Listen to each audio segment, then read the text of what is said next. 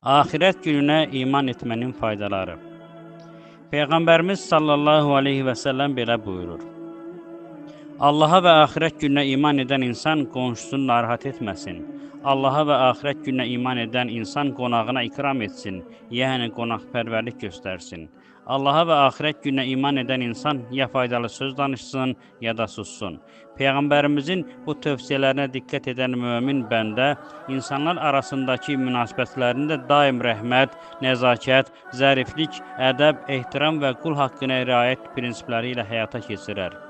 Eyni zamanda axirətə iman qəlblərdə məsuliyyət hissini də gücləndirər. Vəzifə və məsuliyyətlərini həssaslıqla yerinə yetirə bilmək şüuru meydana gətirər.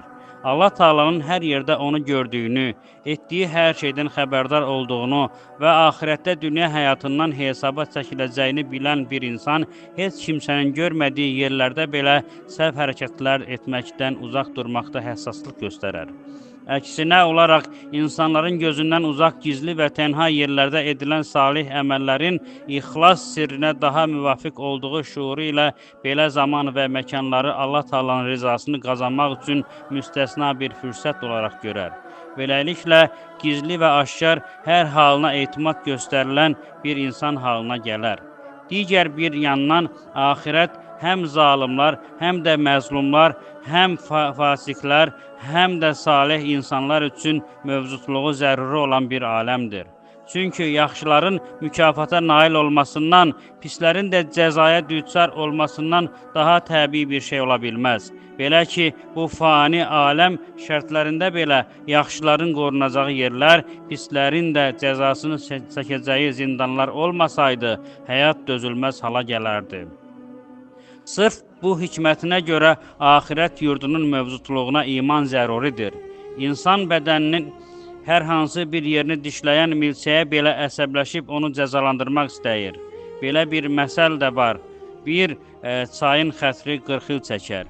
Bu mənada insanın öz daxilindən qaynaqlanan müsbət və ya mənfi davranışların Allah nəzdində qarşılıqsız qalacağını zənn etmək nə qədər əbəs bir düşüncə ola bilər. Çünki bu dünyada zalimin zülmü, məzlumun ahı, kafirin küfrü, müminin də imanı vardır.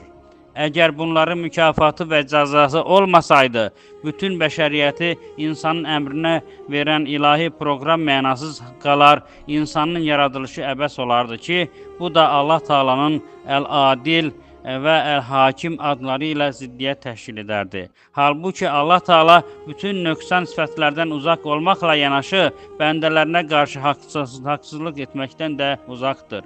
Belə ki, Allah Taala buyurur: Biz göyü, yeri və onların arasında olanları, yəni bütün məxluqatı boş-boşuna yaratmadıq. Bu kafirlərin zənnidir. Vay cəhənnəm odunda yanacaq kafirlərin halına.